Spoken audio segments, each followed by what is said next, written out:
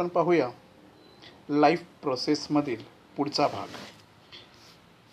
यामध्ये आपण पाहणार आहोत की माणूस जेव्हा अन्न ग्रहण करतो तेव्हापासून सर्व प्रक्रिया कोणत्या प्रोसेसमधून जातात ते. Nutrition in human being, digestive system, it is a made up of 2 parts. आता डायजेस्टिव्ह सिस्टीम ह्या 2 प्रकारामध्ये विभागलेली आहे. पहिला प्रकार म्हणजे एलिमेंटरी कॅनल आणि दुसरा म्हणजे डायजेस्टिव्ह ग्लँड्स. आता ह्याच्यामध्ये काय काय फरक आहे, कसा आहे, हे आपण प्रत्यक्ष पाहणार आहोत. त्यामुळं नीट लक्ष द्या. What is a elementary canal? Elementary canal म्हणजे काय? तर एलिमेंटरी कॅनल म्हणजे या ठिकाणी पहा, it is a long and muscular tube of varying diameters. म्हणजे सर्वसाधारणतः या ठिकाणी जी ही नलिका दाखवलेली आहे आपणाला, ह्याचं काम या ठिकाणी असतं. त्याला ॲन्युअल एलिमेंटरी कॅनल असं म्हटलं जातं. हा जो भाग आहे नलिकेचा याच्यामध्ये. ओके, अजून पुढं काय आहे पहा. एक एक पार्ट आपण व्यवस्थित सविस्तर पाहत जाऊ. म्हणजे नॉट सेम थ्रू आउट, म्हणजे याच्यातून बाहेर असं पडलं जात नाही, सेम त्या थ्रू आउट केलं जात नाही आहे. Extended from the mouth to anus. आता हे जे सर्व भाग आहे म्हणजे तोंडापासून हा जो पूर्णच्या इथपर्यंत लास्टपर्यंत भाग आहे, हा आपल्याला टाकाऊ पदार्थ ज्याद्वारे टाकला जातो त्याला ॲनस असं म्हटलं जातं. ओके, तर इथपर्यंतचा हा पूर्ण भाग आहे. तर पुढे गेल्यानंतर आपल्याला हे दिसेल की glands are structure which secrete enzymes. ह्याच्यामध्ये काय आहे तर secrete enzymes are chemical which break down complex food into simplier once.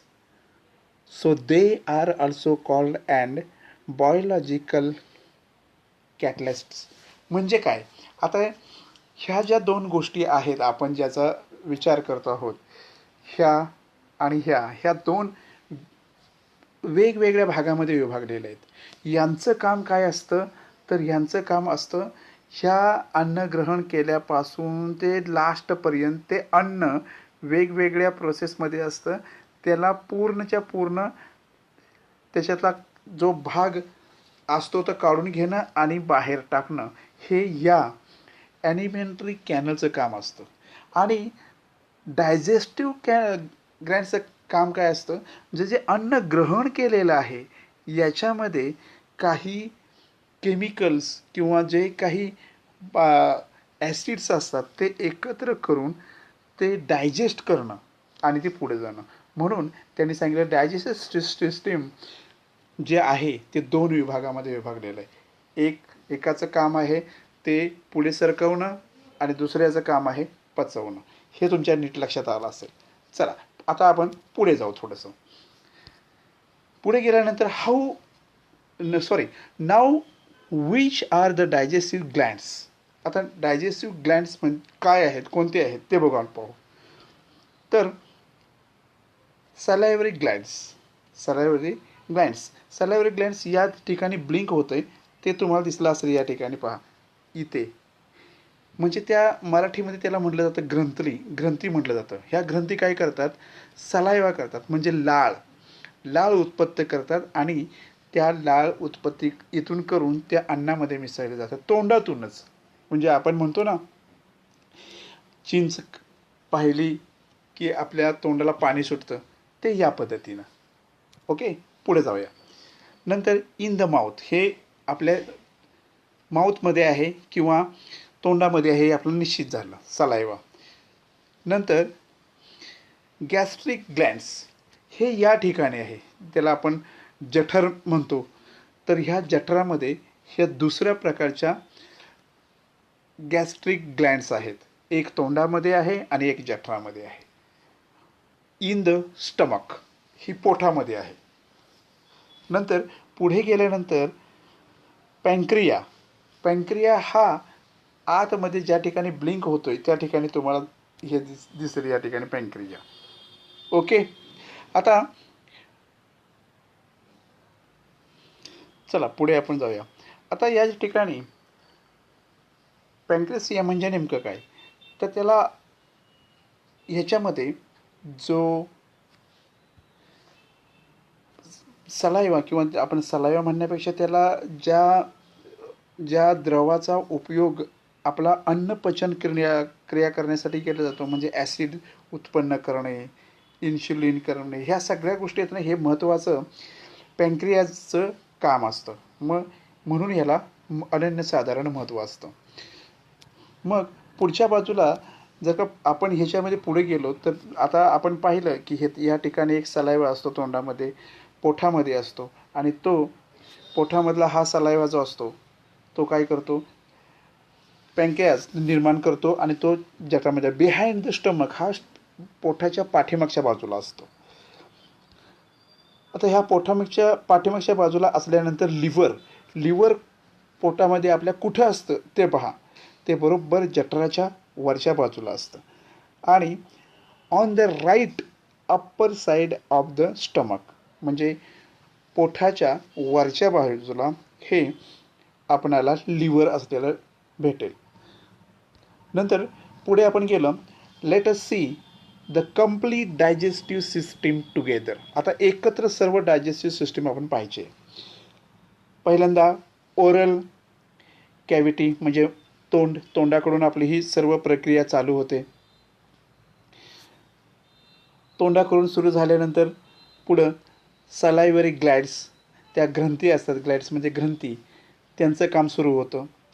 त्यांचं काम सुरू झाल्यानंतर हे जे अन्ननलिका असतो आपण म्हणतो, ही अन्ननलिकेचं काम चालू होतं की तो पूर्ण भाग पुढे ढकलण्याचा, फूड पाईप त्याला आपण म्हणतो, अन्ननलिका. नंतर पुढे स्टमक, पोटाचं सगळ्यात महत्त्वाचं काम निघतं. त्याच्यामध्ये ह्या मगाशीच आपण बघितलं लिव्हर, जठर, ह्याला जठर वगैरे म्हटलं जातं, हे लिव्हर आहे. Below the liver there is a balloon shaped organ called gall bladder. ह्याला गॅल ब्लेंडर असं म्हटलं जातं. हे ज्या खाली तुम्हाला दाखवलेलं आहे गॅल ब्लेंडरचं इथं या ठिकाणी तुम्ही हे जे बघितलं ना, ह्याला म्हटलं जातं गॅल ब्लेंडर. हे नीट नाव लक्षात ठेवा, परीक्षेमध्ये महत्त्वाचं आहे. नंतर पॅन्क्रियाजचं सगळ्यात महत्त्वाचं काम काय असतं ते तुम्हाला सांगितलं की तो जो अन्न पचवण्यासाठी जो द्रव लागतो तो निर्माण करणं, इन्शुलिन निर्माण करणं हे असतं. म्हणून त्यालासुद्धा एक महत्त्वाचं स्थान आहे. पुढं हे जे त्याला जोडलेलं आहे हे लहान आतडं आहे, त्याला स्मॉल इंटेन्टिन असं म्हटलं जातं. इंटेन्स्टिन स्मॉल इंटेन्स्टिन असं म्हटलं जातं. त्याच्यानंतर हे लार्ज इंटेन्स्टिन आहे आणि ॲनल. हे ॲनस लास्ट प्रोसेसचा हा लास्ट भाग आहे. ही पूर्ण जी इमेज आहे तुम्ही डोळ्यासमोर ठेवा, जेणेकरून तुम्हाला डायजेशन सिस्टम पूर्णपणे लक्षात राहील. आणि फक्त हे लक्षात परीक्षेपुरतं ठेवण्यापेक्षा लाईफमध्ये कशा पद्धतीनं प्रोसेस होते आपल्या अन्नाची ही माहीत असणे गरजेचं आहे, कारण त्यामुळं आपण आपली काळजी घेऊ शकतो. पुढे गेल्यानंतर हा पूर्ण डायग्राम तुम्ही लक्षात ठेवा असं सांगितलं आहे. Now what happen in the digestive system. आता सिस्टम प्रत्यक्षात डायजेस्टिव्ह सिस्टममध्ये काय होतं तर ते कॉम्प्लेक्स फूड असतं, which is difficult to observe. म्हणजे ते अन्न जे असतं ते अन्न पचायला अतिशय अवघड असतं आहे त्या पद्धतीनं. मग त्यासाठी काय केलं जातं, कन्व्हर्टेड टू सिम्पल फूड. मग त्याचं काय केलं जातं, साध्या अन्नामध्ये रूपांतर केलं जातं, which is easy to observe. म्हणजे पचायला ते सोपं जातं. मग त्यामध्ये इन्क्लूड्स काय काय असतं त्यामध्ये, तर स्टार्च, कार्बोहायड्रेट्स, फॅट्स, नंतर प्रोटीन्स, ह्या सर्व गोष्टी असतात. ते त्याच्यामध्ये आल्यानंतर ते ब्रेकडाऊन होतं, broken in to simple food. ह्या सर्व क्रिया ज्या आहेत याच्यामुळं हे कार्बोहायड्रेट्स, फॅट्स, प्रोटीन्स हे एकत्र आल्यानंतर काय होतं, हे याची निर्मिती साध्या अन्नामध्ये होते, जे करून काय करता येईल, पचायला सोपं जातं. ठीक आहे. मग सिम्पल हे जर ह्याच्यापासून काय मिळतं आपल्याला, तर ग्लुकोज, नंतर फॅटमुळं फॅटी ॲसिड, आणि प्रोटीन्स अमिनो ॲसिड. ह्या 3 प्रकारची जी ॲसिड्स आहेत ही पहा याच्यामधून.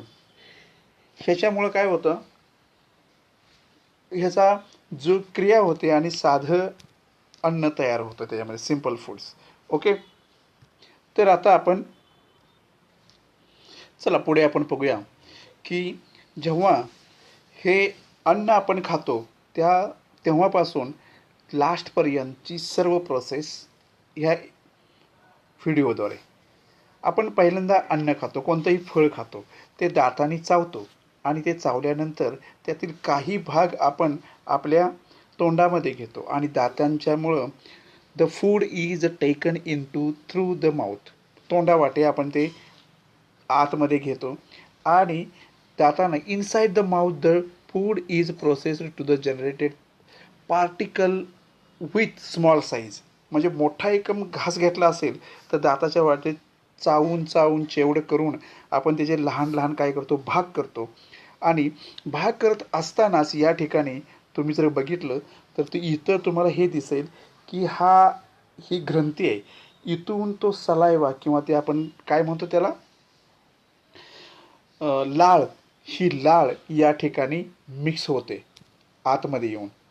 आणि ह्याच्यामध्ये मिक्स झाल्यानंतर पुढे the crushed food is wetted with saliva secreted by the salivary glad.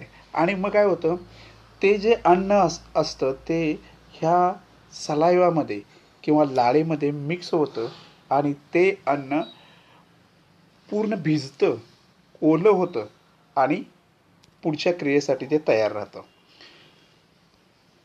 So that is can pass through the soft lining of the elementary canal. मग ते हळूहळू काय होतं, सॉफ्ट झालेलं असतं, मऊ झालेलं असतं आणि मग ते हळूहळू आपल्या अन्ननलिकेमध्ये ते जायला सुरुवात होते. पहा आता इथं तोंड मिटकलेलं आहे. तोंड मिटल्यानंतर पुढे पहा ही प्रोसेस पहा कशा पद्धतीनं ते दिली 3D पिक्चरमध्ये. तशा पद्धतीनं ते तुम्ही जर का याच्यामध्ये बघितलं तर ही लाळ या ठिकाणी आलेली आहे आतमध्ये. ओके. चला पुढे जाऊया आपण आणि पुढे बघू. नंतर saliva contains and enzyme called. काय तर त्याच्यामध्ये पहा सलायवरी ॲमिलेस, त्याच्यामध्ये काय काय असतं ते पहा. नंतर ॲक्ट ऑन, ते कशामध्ये ॲक्ट करतं, तर स्टार्च हा एक भाग त्याच्यामध्ये असतो आणि तो त्याच्यामध्ये मिक्स झाल्यानंतर त्याचे वेगवेगळे भाग तयार होतात, ब्रेक इंटू 2. आणि तो स्टार्च त्याच्यामध्ये आल्यानंतर काय होतं, 2 भागामध्ये त्याचं रूपांतर होतं, शुगर बनते त्याची. शुगरमध्ये स्टार्च कॉम्प्लेक्स शुगर, स्टार्चमध्ये शुगर बनते. सलायवरी ॲमिलाइज सिम्पल शुगर, साधी शुगर बनते. जसं मगाशी तुम्हाला सांगितलं तर होतं ना की त्या पद्धतीनं इन्शुलिनमध्ये बनतं, तसं या ठिकाणी ते शुगर बनलेले आहे, साखर बनलेले आहे. Food is partly digested in the mouth. थोड्याशा पद्धतीनं काय केलं जातं, ते अन्न तोंडामध्येच थोडंसं पचन होतं, याचा अर्थ. The digested of food started in the mouth. तोंडापासूनच त्याची पचनक्रियेची सुरुवात होते आणि now the partly digested food gone down through the esophagus म्हणजे आता तो अन्ननलिकेद्वारे, इसोफिक्स म्हणजे अन्ननलिका, जे आपण ही पाहतोय या ठिकाणी, ही जी आहे ना, ही अन्ननलिका आहे. त्याला इसोफिक्स असं म्हटलं जातं इंग्लिशमध्ये. आणि त्या अन्ननलिकेद्वारे ते पुढं जात असतं. तर पहा, या ठिकाणी तुम्हाला ते पिक्चरमध्ये ते अन्न जर पहा, तोंडामधून ते येतंय आणि या ठिकाणी ते अन्ननलिकेमध्ये प्रवेश केलेला आहे त्यानं. मग अन्ननलिकेमध्ये प्रवेश केल्यानंतर हळूहळू ते पुढं जातंय. How does this happen? हे कसं होतंय? कोण त्याला त्या अन्नाला पुढे कोण सरकवतंय? Due to the rhythmic contraction and relaxation of the muscles of oesophagus. म्हणजे या ठिकाणी बघा, तुम्हाला लक्षात येईल ते हळूहळू हळूहळू काय करते, पुढे जातंय ते अन्न. ते कसं काय? तर ते आपल्या अन्ननलिकेमध्ये जे मसल्स असतात, स्नायू असतात. Now the food enter in to a J shaped stomach. जे आकारामध्ये जे स्टमक असतं त्याच्यामध्ये ते पुढे जातं. दिस इज कॉल्ड जे. ओके. मग हे अन्न इथं येतं. तर ह्या ठिकाणी एक झडप असते आणि ते झडप उघडल्यानंतर आतमध्ये जातं. पण तुम्ही जर का हे बघितलं, या ठिकाणची एक जी झडप असते ती अन्न आल्यानंतर ते पुढे उघडली जाते. पण पुढे एक झडप असते पहा या ठिकाणी, ती बंद असते. ती कशासाठी बंद असते ते तुम्हाला सांगतो पुढे. ओके. ही अन्न येऊन ह्याच्यामध्ये पडल्यानंतर, जठरामध्ये पडल्यानंतर, now the gastric glands present in the stomach release 3 gastric juices. म्हणजे 3 प्रकारचे ॲसिड्स काय केले जातात, तयार केले जातात. आणि ती 3 प्रकारचे ॲसिड गॅस्ट्रिक ग्लँड्स ह्या इथं जे आहेत तुम्हाला दाखवलं आता ते इथे या ठिकाणी, ही इथं ग्रंथी असते. ही ग्रंथी ते रस तयार करते, थोडक्यात म्हणायचं त्याला रस तयार करते. आणि मग ते 3 प्रकारचे रस कसे याच्यामध्ये येतात पहा. Gastric juices first on his HCl. त्याला आपण HC हायड्रोक्लोरिक ॲसिड म्हणतो. What is the function of HC1? HC1 म्हणजे काय, तर त्याचं काय काम असतं, तर त्याचं काम असतं kill the James present in the food. जे काही जर्म्स असतील, जीवाणू असतील, कीटाणू असतील, ते त्यांना मारायचं काम ॲसिड करत असतं. आणि मग ते मेल्यानंतर पुढच्याचं काम चालू होतं. It's also क्रेटन acidic conditions which are necessary for the digestive of proteins. आता तिथून पुढे प्रोटीन्सचं काम चालू होतं आणि ते प्रोटीन्समध्ये ते तयार होतं. Second juice is enzymes pepsin which digest proteins partly. मग दुसरं जे असतं आता, म्हणजे ते अन्न आलं त्याच्यामध्ये HC1 म्हणजे हायड्रोक्लोरिक ॲसिड जे असतं ते तयार केलं जातं. तर ते तयार झाल्यानंतर त्याच्यातले काही जर्म्स मारले जातात आणि त्याच्यामध्ये प्रोटीन्स तयार होतात. प्रोटीन्समध्ये एन्झाईम्स हे पेप्सिन येतं, ते डायजेस्ट होतं, पार्टली डायजेस्ट होतं आणि पुढं जातं. आता पुढची प्रक्रिया काय आहे त्याच्यामध्ये, पेप्सिन कशा पद्धतीनं हे येतं पहा. पेप्सिन आणि प्रोटीन्स हे पेप्सिनमध्ये या पद्धतीनं जातं आणि त्याचे पार्ट होतात. Third juice is mucus which protect the inner lining of stomach from action of acid. आता दुसरा ज्यूस असतो म्हणजे त्याला आपण रस म्हणतो. तो म्युकस म्हणजे काय करतो, तो आपल्या जे ॲसिड्स वगैरे असतात ह्या बाजूनं सर्व प्रोटेक्ट करतो की त्यानं शरीराला कोणत्या प्रकारची इजा होऊ नये. Inner liner of the stomach from action of acid. जेव्हा ते ॲसिड ॲक्शन घेतं तेव्हा काही कोणत्या प्रकारचं नुकसान पोचवणार नाही पोटाला, याची ही काळजी घेतली जाते. मग हे तिन्ही रस आपण बघितले.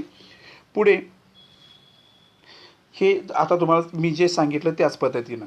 आणि त्याच्यानंतर जर partly digestive foods leaves the stomach. आणि मग स्टमकमध्ये partly digested food leaves the stomach. आणि मग जे झालेलं पचलेलं अन्न असतं ते त्या पद्धतीनं पुढे जातं पहा. मग ती मगाशी दाखवलेली जी झडप असते ती उघडते या ठिकाणी आणि ते the exit the food from the stomach is regulated by a muscles called. आता मसल्स कॉल्ड हा काय म्हटलं जातं मसल्स कॉल्डला, तर हा स्पिंक्टेर असं म्हटलं जातं. प्रोनाऊन्सिएशन व्यवस्थित बघा, स्पेलिंगाकडे लक्ष द्या या याच्यामध्ये. आणि मग ते पुढं जातं. पुढं गेल्यानंतर ते कशा पद्धतीने रिॲक्ट करतं ते पहा. ही जी मगाशी तुम्हाला सांगितलं होतं या ठिकाणी जी झडप आहे तिलाच स्फिंक्टर मसल असं म्हटलं जातं. ओके, पुढे चला.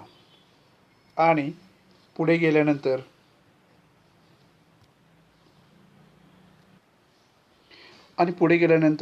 नाव the food enter the small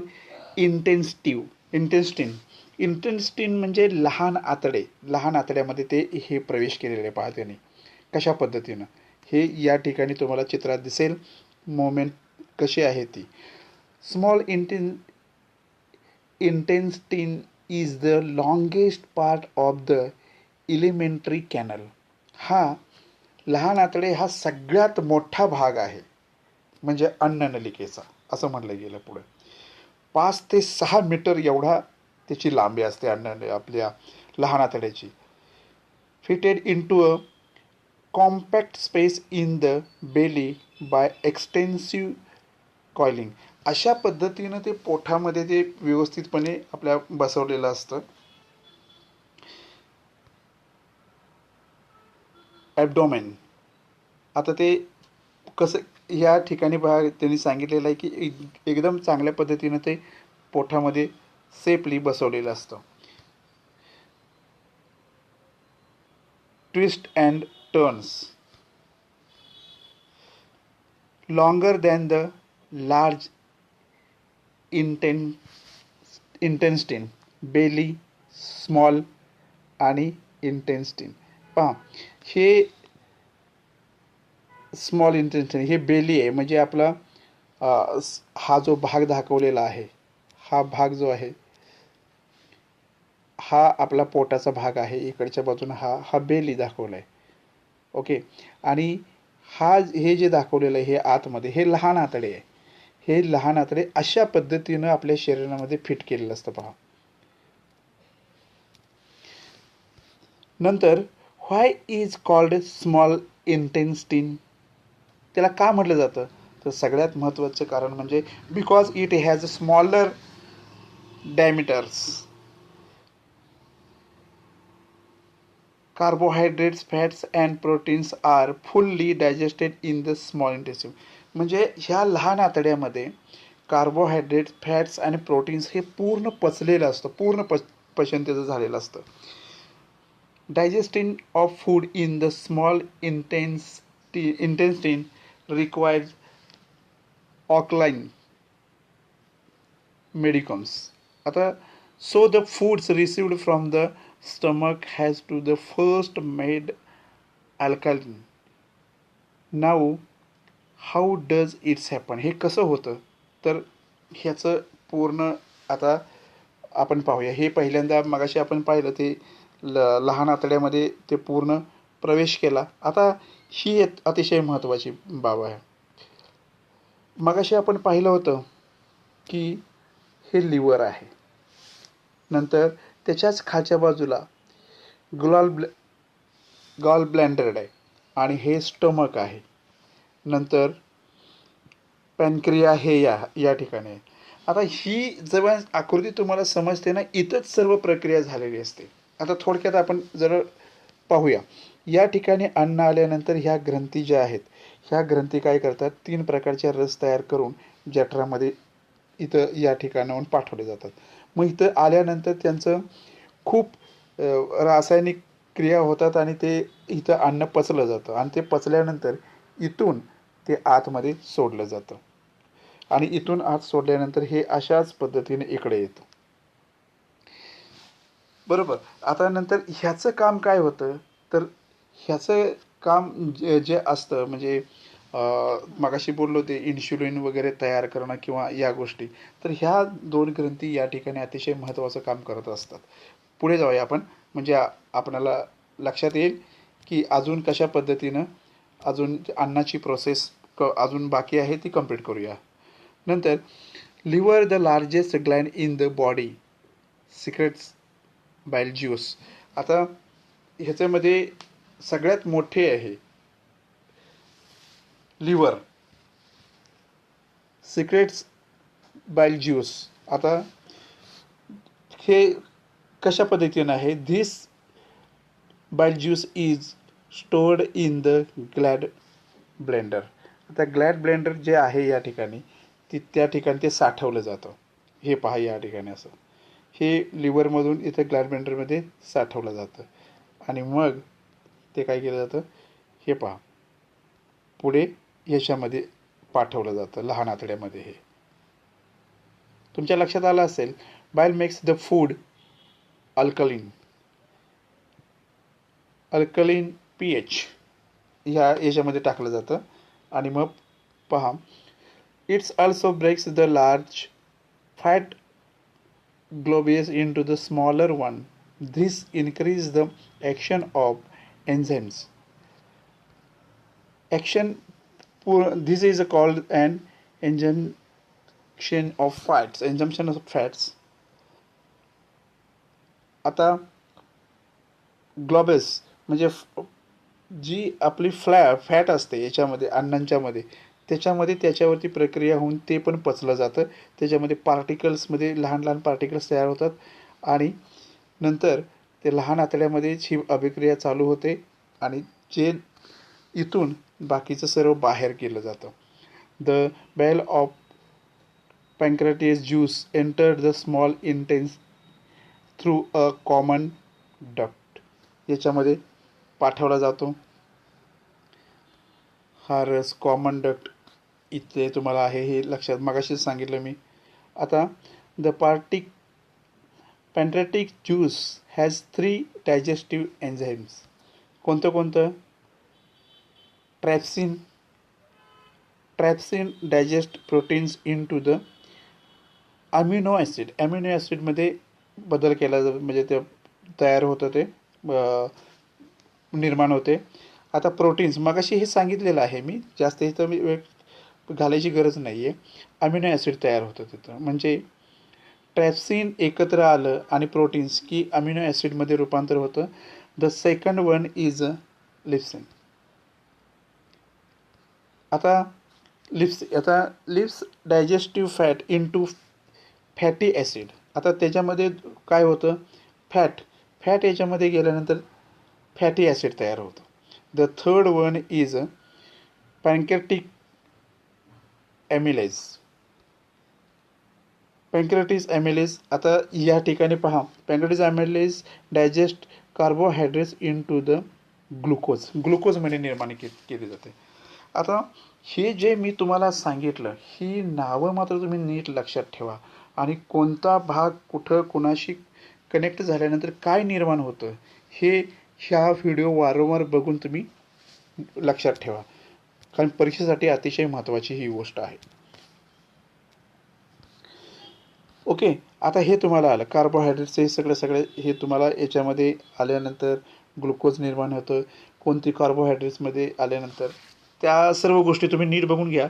so finally complete food carbohydrate, starch, fat आणि प्रोटीन्स ह्याच्यामध्ये जे काय काय तयार होतं ते कसं सिम्पल फूडमध्ये निर्मिती होते ते तुम्हाला सांगितलं आहे. ह्या डायग्राम मात्र लक्षात ठेवा. कार्बोहायड्रेट, स्टार्च, ग्लुकोज निर्मिती होते, फॅट ॲसिड, अमिनो ॲसिड हे त्याच्यामध्ये तयार होतं. दस the food is completely digested in the small intestine. अशा पद्धतीनं ह्या याच्यामध्ये पुढे नाव the digested food passes down through the small intestine. आता लहान आतड्यामध्ये ते पासेस झालेलं आहे पहा. इथून या ठिकाणी डायग्राममध्ये तुम्हाला दिसेल ही इथून कुठून कसं आलं आहे ते दाखवतो तुम्हाला.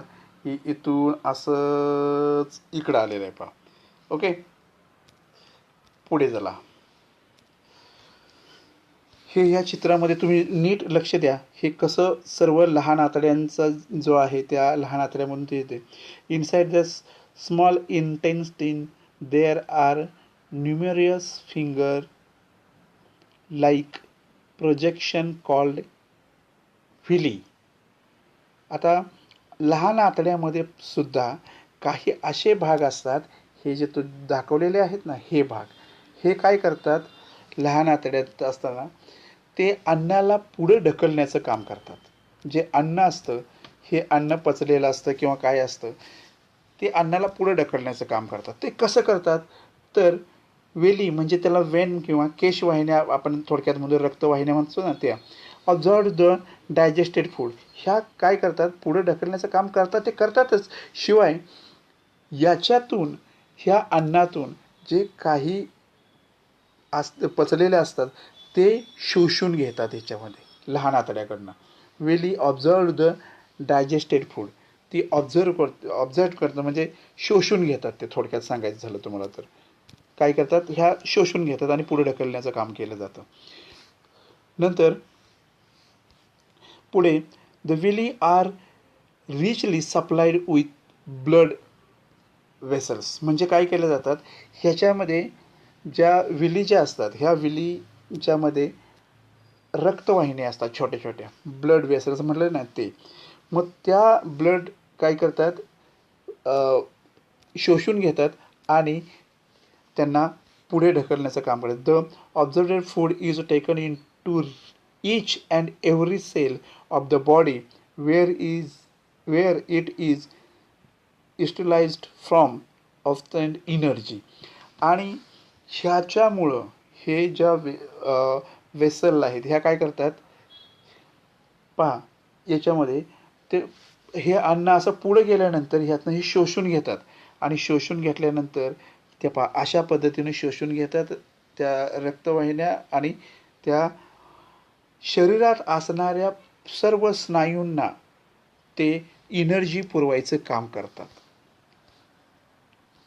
ओके, आता now the absorbed food passes in to the large इंटेन्सिव्ह. आता काय झालंय, पचलेलं अन्न आहे ते मात्र काय केलेलं आहे, ह्या लहान आतड्यामध्ये जे काही पचलेलं अन्न होतं ते ज्यांना पचलेले ते पूर्ण घेतलं. आता राहिला भाग न पचलेला म्हणजे डायजेस्ट न झालेला, तो काय केला जातो, पुढे ढकलला जातो. पहा, डायजेस्ट न झालेला भाग किंवा हळूहळू हळूहळू पुढे ढकललेला आहे. Large intestine does not have any digestive function. आता मात्र मोठ्या आतड्याला, हे जे मोठं आतडं आहे, ह्या मोठ्या आतड्यामध्ये असं कोणतीच डायजेस्टिव्ह सिस्टीम नसते. लहान आतड्यामध्ये असते ते आपण बघितले आता, पण ह्या मोठ्या आतड्यामध्ये कोणतीही डायजेस्टिव्ह सिस्टीम नसते. ओके, मग काय होतं, मग जे आणि ह्या सगळ्यात महत्त्वाची गोष्ट म्हणजे ह्या मोठ्या आतड्याची लांबी 1.5 मीटर असते, 1.5 मीटर्स. लहान आतड्याची सर्वात जास्त असते, ती मग सांगितली. आणि मग ते काय होतं, लहान आतड्यातून मोठ्या आतड्यामध्ये हे टाकाऊ माल प्रवेश करतो आणि तो मोठं आतडं ते काय करतं, it has villi that observe water and salt. आता पाणी आणि मीठ, साल्ट जे असतं ते शोषून घेतलं जातं याच्यामध्ये फिंगर लाईक प्रोजेक्शन्स. आणि त्यातनं ते बाकीचं जे टाकाऊ माल असतो, पाणी आणि हे जे शोषून घेतलं जातं आणि टाकाऊ माल जो असतो तो टाकाऊ माल ह्या मोठ्या आतड्यातून काय केलं जातं, rest of the material is removed out through the anus. हे ॲनस असतं, टाकाऊ म्हणजे टाकाऊ द्वार जे असतं ते, आणि त्या पद्धतीनं टाकाऊ माल बाहेर टाकला जातो. Exit is regulated by the muscles called anal sphincters. म्हणजे हे मसल्स असतात ह्याच्यामध्ये, त्या मसल्सवर ते बाहेर फेकलं जातं. द टाईप ऑफ मसल्स हे आपला ह्याचा एक भाग आहे. Thank you very much.